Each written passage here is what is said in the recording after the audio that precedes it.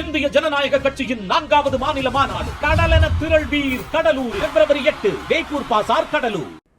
வேலூர் மாநகராட்சிக்கு குப்பை கொட்ட இடமே இல்லாததால் மாநகராட்சிக்கு குப்பை நிர்வகிப்பு பெரும் சவாலாக உள்ளது என்று மேயர் சுஜாதா பேசியுள்ளது பெரும் அதிர்ச்சியை ஏற்படுத்தியுள்ளது.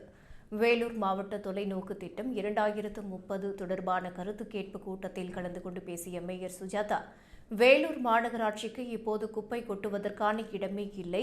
இதற்காக பலமுறை மாவட்ட நிர்வாகத்திடம் கோரிக்கை விடுக்கப்பட்டாலும் இதுவரை ஏற்ற இடத்தை தேர்வு செய்ய முடியாததால் மாநகராட்சிக்கு குப்பை நிர்வகிப்பு மிகப்பெரிய சவாலாக இருக்கிறது.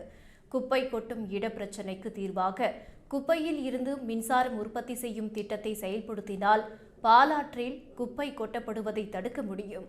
வேலூர் மாநகராட்சிக்கு பரப்பளவில் சிறியதாக இருந்தாலும் மக்கள் தொகை அதிகமாக உள்ளதால் குப்பையை நிர்வகிப்பதற்கான நிரந்தர இடத்தை தேர்வு செய்து அதனுடன் மின்சாரம் உற்பத்தி செய்யும் திட்டத்தை செயல்படுத்த வேண்டும் என்று தெரிவித்துள்ளார்.